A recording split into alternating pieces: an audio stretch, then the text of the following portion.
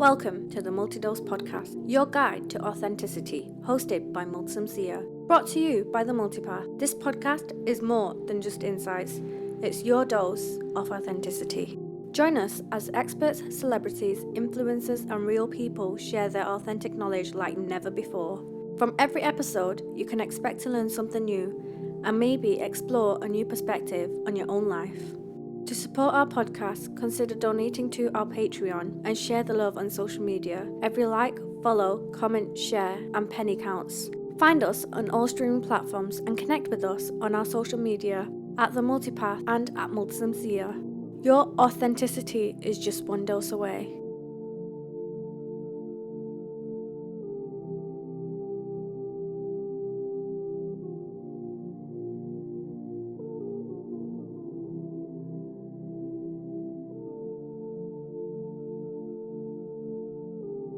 Richard, tell me about life in the Canary Islands. I want to know more about your life there.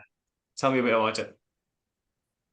Okay, I moved here in 2001, right? 23 years ago. My plan, we were just escaping the British weather for a couple of years. We thought my wife got a job here, and I thought I was going to stay here for a couple of years. It is a wonderful place. I don't know if you've been here, but No, I've never. it's warm all year round, which is a Mhm. massive bonus. Makes a huge difference to your life. And people here are just the nicest people that you can imagine. They're just everyone's Spanish culture is very family orientated, and it's just a wonderful place to be. Absolutely love Yeah. it. See, you made your leap 20 years ago. I Yeah. recall obviously before this, well, you said you've been a CEO and you started your business about 10 years ago. Am I right? Yeah. So I moved here. I moved here in 2001. There weren't in those days. There wasn't any Skype, and then Skype was Mm. in its really early days. Then video Yeah. didn't really work, so there wasn't much remote working in those days.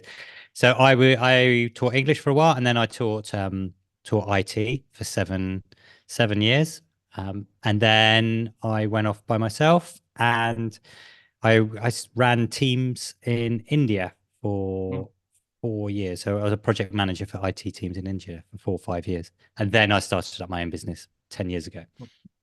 So I'm That assuming shit this out. teaching was, yeah, I was going to say, I'm assuming this teaching was done obviously in the Islands, right? Yeah. So you There's British started off, schools here. yeah, so you started off as a English teacher and then moved into IT. Yeah. Why that switch?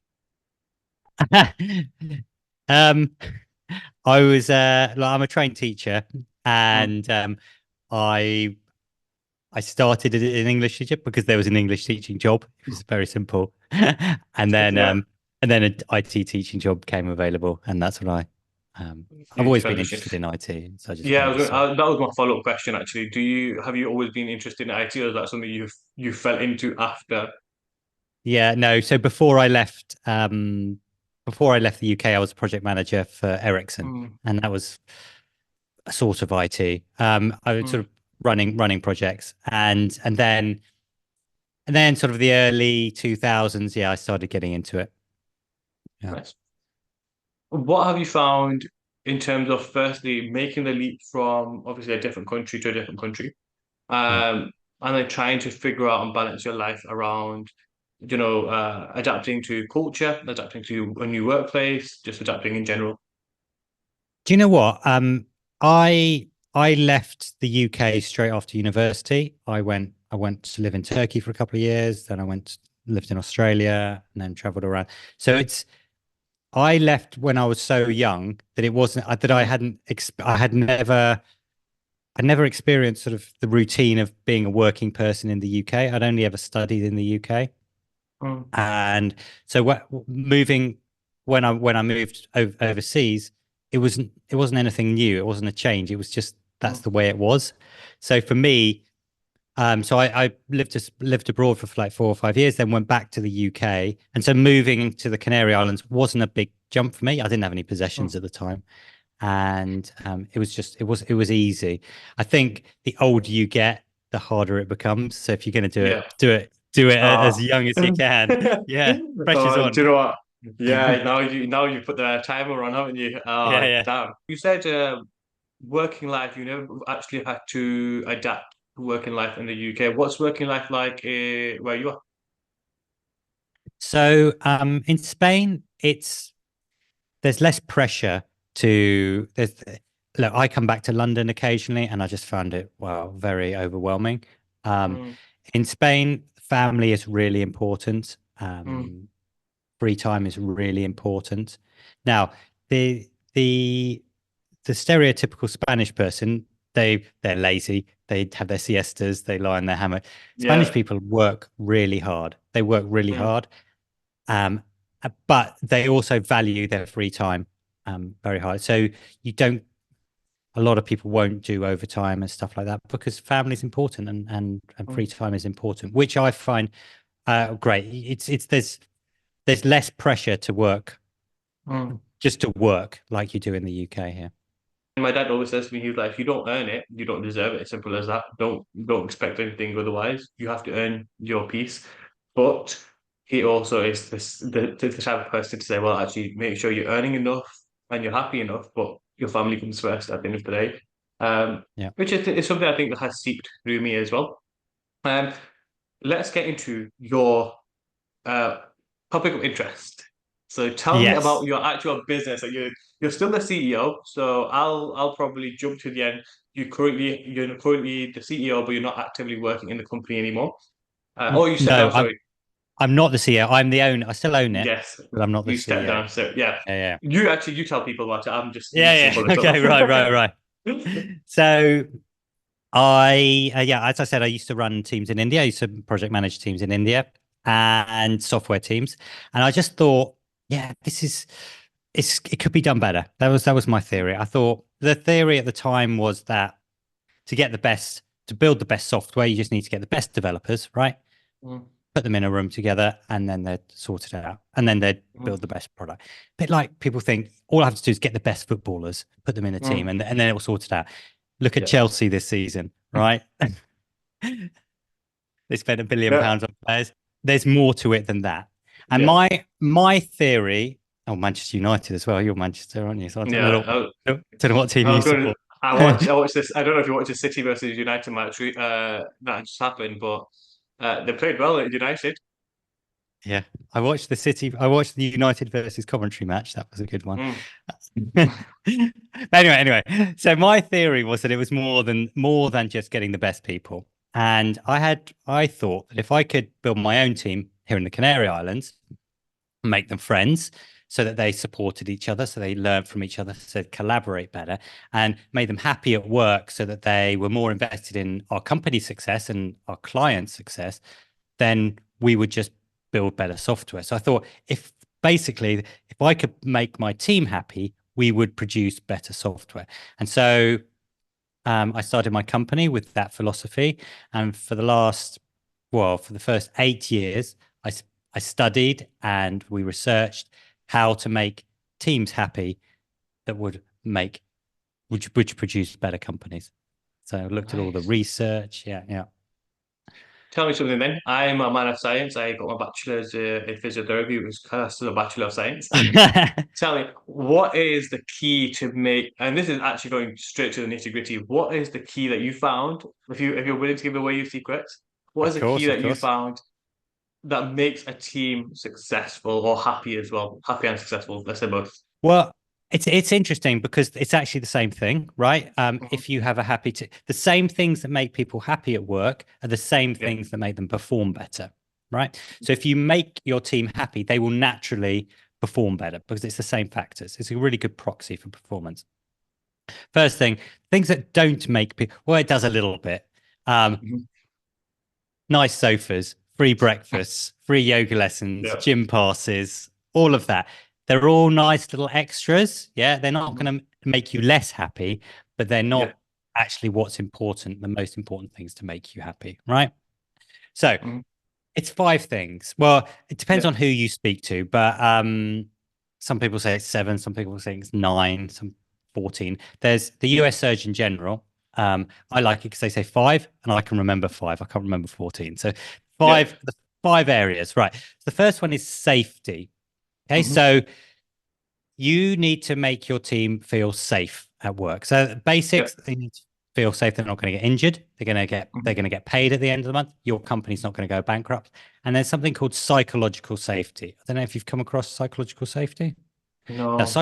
psychological, this is a big one, right? This is something everybody should know about. Psychological safety is when you feel safe in your workplace to ask questions to other people, challenge other people, and to make suggestions, all without fear of them criticizing you, judging you, and stuff like that. You feel free to say that. Google did a massive study on what the characteristics of their highest performing teams were, and psychological safety is the most important characteristic. So it's a big one. Yeah, if you don't know about it and you're running a team or you're in a team, have a look at it, read up about it. It's pretty impressive stuff. So that's the first thing: safety. You need to feel safe at work, right? If you don't feel safe, you're not going to be happy. However much you get paid, you're not going to feel happy. Yeah. Secondly, community. You need to feel part of a team and that you're supported. You've got support around you, right? Third thing, you need to feel that you've got autonomy, that you can work how you want, where you want, when you want, within the boundaries of the company, and that you're trusted to do your work, that you've got ownership type thing, right? So you're not being micromanaged all the time. Yeah. Fourth, you need to have a purpose and you'd be recognized for your work. And then fifth, you need to feel that you've got some opportunities for growth. You're going to learn things. So those are the 5 areas. And if you look at those 5, like, it goes there are lots of things within those 5 areas, but those are the sort of 5 core areas. So if you think about health, for example, you're a physiotherapist. People say to you, how do I become healthier? You go, right, it's quite easy, actually. Sleep well, eat well, do some exercise, right? The 3 areas. It's the same with being happy at work. Look at those 5 areas, cover them, and then you can tweak it after that. Now you've kind of loaded a gun and ready to shoot a billion questions at you right now. Yes. Okay. So brilliant. I'm ready. Let's start off with the more simple question. Resource-wise, do you have any recommended places that people should research, books they should read, articles, journals, anything, studies? There is a lot, right? The science of happiness. Look, if you're interested in the science of happiness, Yale University do a free course. It's on Coursera called The Science of Wellbeing. That's a really good introduction into how to improve your personal happiness, what actually makes you happy and what doesn't make you happy. It's not what you think, right? Owning a Ferrari will not make you much happier, right? Coming off social media will have a greater effect on your happiness than earning £100,000 or meeting the love of your life. Interesting thing like that. That's a good start. You can follow my blog. There we go. That's a good start. That's good to that. What's your blog called? It's called happyteams.substack.com. So I write about one thing you can do to make your teams happier every week. Yeah. There we go. That's a good place. There we go. We've got a good place to start, right? Get it from the man himself. He's done the work for you over the last 10 years or so. Just take it from him. So, okay, now let's get to the more loaded questions. Cool. Of course, as a idea, it's nice. The research supports it. Implementation is completely different, as you may well know. And obviously, people are people at the end of the day. Research and we both know research and studies are still just statistics at the end of the day. Actually implementing it in real life with real people is completely different. What happens when there's friction between staff and employees, and there's friction between employees and the hierarchy? Okay, that's difficult, right? So when we started this 10 years, it was always our belief, right, that this was what we needed to do, but we sort of only after about 2 years was when we really got into it. And I'd say 50% of our staff just thought it was a load of rubbish. They just thought, yeah, you're only doing this for marketing. You're only doing this to attract more people to the company. But it was just we went on with it. We were just honest. We talked about it. We did what we said we were going to do. So if somebody said they were unhappy because of X, we fixed it. And so just living by our values, that makes a big difference. So, but it takes time. I've worked with companies with really toxic cultures. It takes a long time to change it. It does take a long time. but you just got to keep going at it and show that you really mean it. Listen and listen to your staff, and then if they say something, do something about it. Yeah. Mhm. Tell me something then. Obviously, luckily right now you're not in a position, and hopefully in the near future you're not in a position, or actually in future at all. But Yeah. when does it come to a point where you think actually the expenses of trying to make everybody happy is outweighing the success of the business? Right. Okay.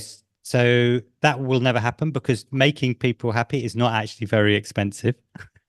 It's a very it's just changing processes here and there. You're not Mm. investing any money in doing anything. You don't have to buy them all new cars or anything like that. There's no cost. Maybe someone part-time to watch over.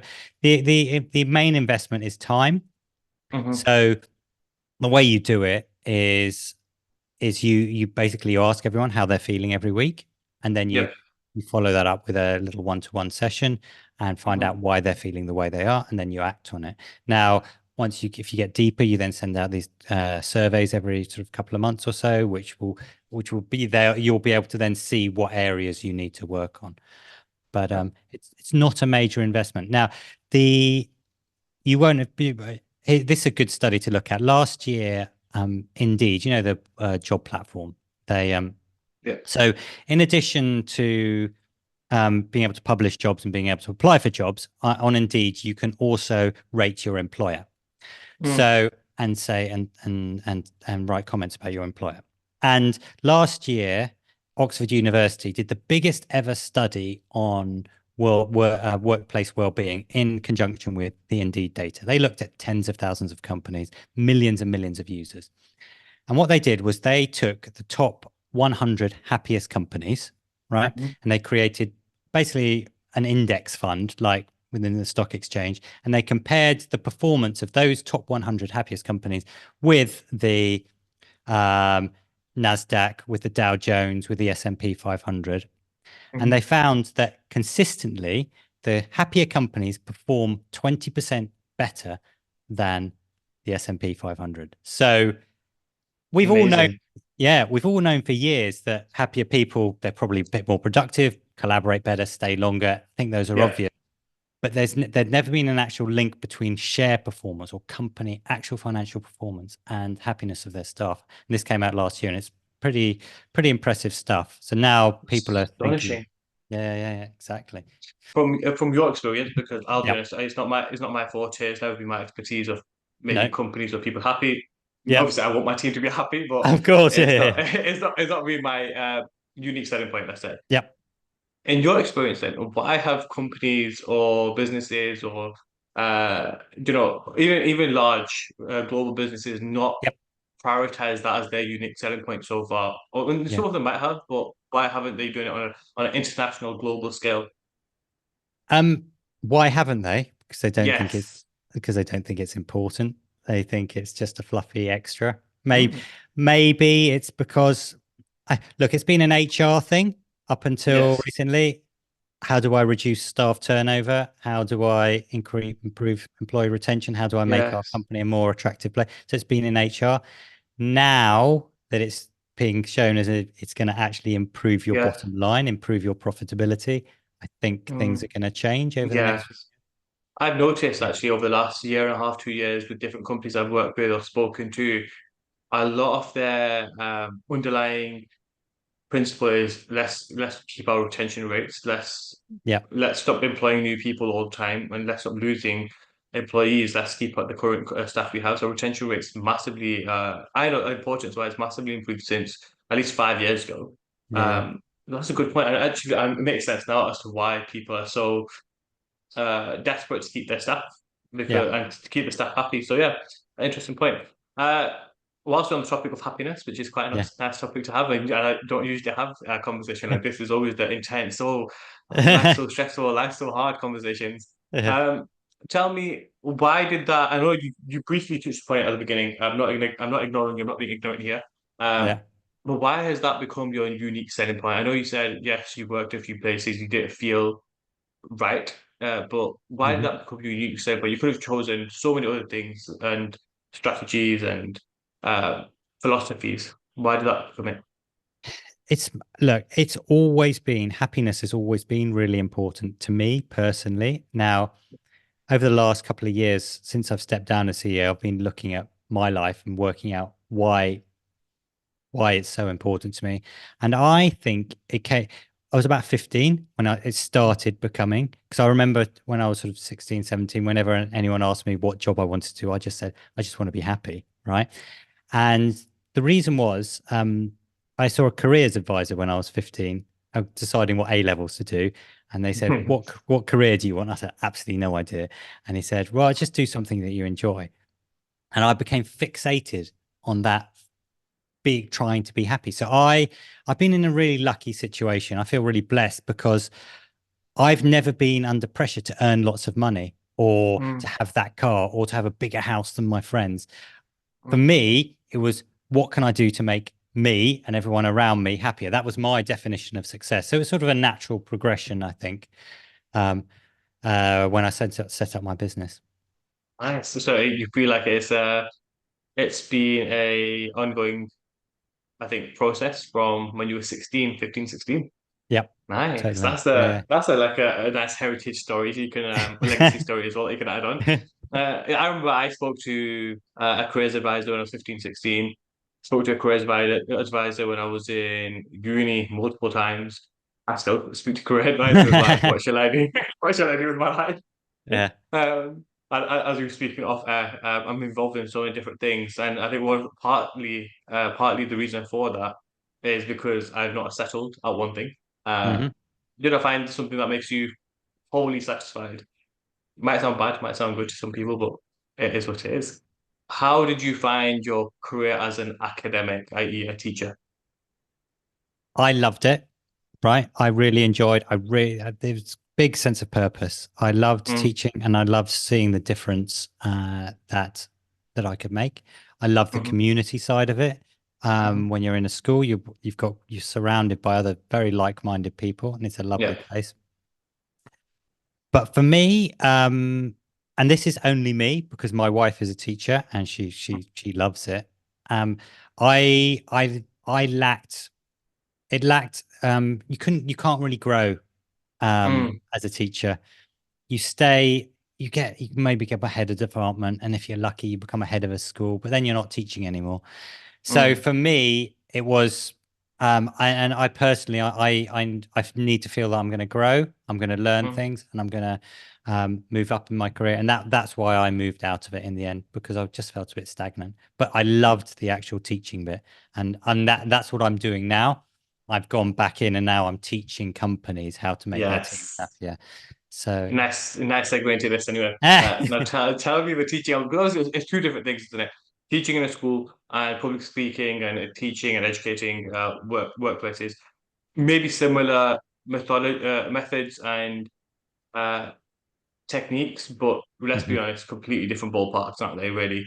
Yeah. Uh, how are you finding the difference between teaching in a school, teaching in workplaces, on how to be happy? Mhm. How do you even teach that? How do you even Mhm. teach that? Do you know what?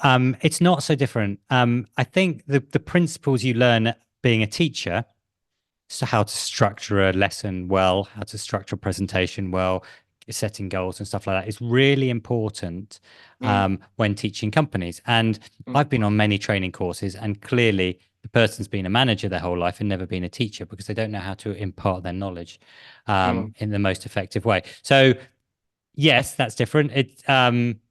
But when working with companies, when working in a school, half the job is keeping the kids from throwing things at you and Yeah, and behaving. You don't have that problem when you're working with might make it a 10. bit easier. Yeah, it does make it a bit easier. Yeah, They're throwing stuff at each other. So how do yeah, you teach them? Tell us then, how do you teach somebody the key to happiness? Obviously, I'm assuming you'll go through probably those 5 points. yeah. Um, but how do you make sure that those 5 points have resonated, they're understood? What techniques and tips do you use when you're educating those people? Again, you don't have to give all your secrets away. Obviously, keep some for your business and your educational No, side. I'm happy to share them. To be honest, if someone can make their company a bit happier today, that will make me happy. So Good. the way I work is I'll go in, I'll explain the basics, right? Probably 20 Mm. minutes, half an hour explaining the basics. And hopefully at the end of that, people think, right, okay, it's not pizzas, it's not ping pong tables, right? These are the 5 core areas, right? Mm-hmm.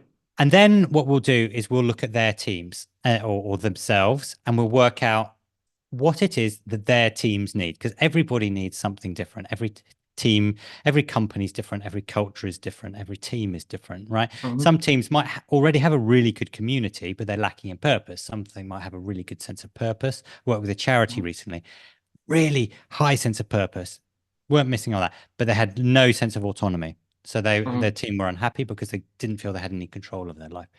So we look at that, and then after that, we look at some techniques. So we say we work with a company, and they say, right, they're lacking in purpose. My team are lacking in purpose, and then we look at techniques. What specific things can we do for their team? So in a couple of hour session, they come out with some specific actions that they can do. And what usually happens is they then go back to their company, and they'll try a couple of little things, and they'll see a big difference really quickly because we're hitting the low hanging fruit. We're hitting the easiest things to fix, and then they'll come back and we'll work on how to make it, embed it into their culture, embed it into their processes and stuff like that. You mentioned just at the beginning, and again, I'm going to link this back to what you just said now. It took you over, let's say, 10 years to 10 years, let's say, from start to finish, Yeah, understanding, researching, learning, getting to a point where you implemented in your teams, had the teething problems, moved on, made sure your company was successful and happy, yeah, and then it started to part your wisdom, which is normally the natural process of the way you do something, right? yeah. What happened in terms of what happens when it comes to a point where you're teaching this stuff? How long does it take from you? Because obviously they're not having to do all the research. You've Yeah, done the yeah, hard work. That's what yeah, they're paying you for, I'm hoping. You've yeah, done the work. yeah, How long does it normally take to implement something where it sticks? So from point of view, when we learn things at university from my physiotherapy, it was normally at 21 days. They said 3 weeks. If somebody's on a routine for 3 weeks-ish, they normally embed it in themselves. How does it work with the concept of happiness and your education around it? Oh, well, that's a really good question, actually. And it depends on the company and how Mm, invested they are in it, and how much they actually want to do it. If there's buy-in mm, from the top, if there's usually there's one person that's really buying into it, and they have to sort of persuade everyone else. yeah. Now, if there's a whole to actually embed, if I can just get them to ask their team how they're feeling each week, right? That's a Mm, win. That's a win for me. If I can just get mm, that into their process, that every week they ask their team how they're feeling, and then they follow up with, if they're not feeling the great, they follow up with, why are you feeling well? That's a win, because they will mm, see difference. They will see a difference really quickly. yeah. Um, so before you see a difference, probably a month or so, a couple of months before they'll see a Wow. significant difference in their company. Yeah, yeah, because you're basically hitting the main thing that's wrong Mm, first. You're yeah. not scattergun approach. Just we're going to Yes. try 50 things. We Mm, send out a survey. We see this is the one that we're doing the worst on. Let's fix mm, this, and mm, then you fix it, or you start to fix it, and people see that you're trying to fix it, and then yeah. improve them. Yep. Yeah. So essentially you're just reacting to feedback mechanism, aren't you? So wow, Exactly. I Yeah. wouldn't expect. I'll be honest. I thought you would say, oh yeah, around like 6 months. I was like, well, 6 months a Yeah. year before Yeah. you notice some difference. But Yeah. that's impressive, actually. That's Yeah. impressive. But I guess my anchoring point was your 10 years of hard work that went Yeah. into Yeah. this. Yeah. No. No. So those 10 years were my anchoring point. I was like, 10 years has to be like the minimum at least. No. No. No. Fair Couple of enough. months. After that couple of months, things slow down a bit, obviously, Mm. because you sort of hit the easy things, and then it's but yeah, a couple of months, you'll see a difference. As a physiotherapist, as someone that's done a law of the masters and somebody that's trying to progress in law, we're always taught, like you said, goal setting. And one of the ways we were taught goal setting was using SMART goals. Hmm. Um, Obviously, you must have come across those. Yeah. Are they the similar principles you use in terms of making yourself happy and your team happy? And this can be directly from what you use for your team. Or have you found other better, more researched or evidence-based goal setting mechanisms? Okay, so we don't actually set a goal to make our team happier. Okay, that's Mm-hmm. not a goal, because you can't really control how happy someone is, because you don't know what's going on in their life at home. Mm, But what you can do is you can create an environment where they can be as happy as they can be. Okay, so it's for me, my job is to teach people how to make their companies, how to make the environment as best as it can be. Now, they do all our team, for example, set personal smart goals to improve their career and stuff like that. So we do use goals and we use it for other aspects, but not in happiness. So, but the way it usually works is you ask them how they're feeling each week on a 1 to 3, 1 to 3 or 1 to 5 scale. You don't use words. You don't say good, bad, okay. You use red, orange, green, or 1, 2, 3, 4, 5, because people find it easier to say I'm feeling orange this week than I'm not feeling good. They find it a lot easier. And then every couple of months, every 3 months, every 4 months or so, you send out a survey which will address those 5 areas, more detail. And so from that, you can see what areas need working on. So it is very scientific, and there are lots of services that do this for you nowadays. So Friday Pulse, for example, have a look at them. There's a free survey you can do there that they send out surveys every couple of months to your staff, and you get dashboards saying this team is feeling they don't have enough clarity in work. This team is feeling they haven't got enough community. And then for bigger companies, something like the happiness index is a really good tool. I want to ask you a question. It might deviate a little bit from what we're talking about, and you might not have an answer for this, but I'm interested if you know this from experience. Okay. Now, something that I remember I did one of my workplaces was the 16 personality test or something. I think it was called 16 personalities test. Yep. And for some reason, my HR manager said to me, right, they were just doing it for fun. But then when I did it, my whole personality was exactly what I was in the workplace, and I remember it started to change things around me. Have you found that your personality traits like that, again, you might not have an answer for this, but if you do, I want to know it. Have you found that that influences the way you would approach a certain employee or the way you work around a certain employee? Or is it something that you do as, like I said, as novelty? You just do it for fun? No, 100% the first option. Yeah. I can't remember which one I did. I did it probably 3 years ago, 4 years ago. And I always thought that my strength and what I liked doing was organizing, project managing, breaking complex problems into small tasks. Came out as a coach, as a mentor. And then I thought, that makes sense, right? I am much better at that than I am what I thought I was good at. And so now we do it. You're going to be happier at your work if you're doing something that you're good at. So yes, all our staff have do these personality tests, and we try to craft their jobs around what they're good at and what they enjoy doing. There you go. That's the key to your success as well. Interesting. Yeah, so you're really lucky actually, because a lot of people, there's a big disconnect between what they're good at and what they're actually doing. So you've by chance you've done yourself a favor. The stage is set, the spotlight is on. This is Doses of Authenticity, where the real stories unfold, every answer reveals a new layer, and the truest self shines. Let the questioning begin. What is your number one life philosophy? Mine is just be kind, right? Be kind to people. I don't know if you watched Ted Lasso last year. Be curious, not judgmental is another big mantra I have. Yeah. I like that. How do you want to be remembered? Whoa. That I have helped people and made them a little bit happier. One change you would make to society. This is like really difficult, right? One of the things in society that I don't like is the people that are doing the most meaningful work aren't being rewarded. Not financially, because maybe money is not so important, but they're not being recognized for their work. The best advice you have been given. Always think the best of people, right? You don't know what's going on in their heads. Just always think the best of them.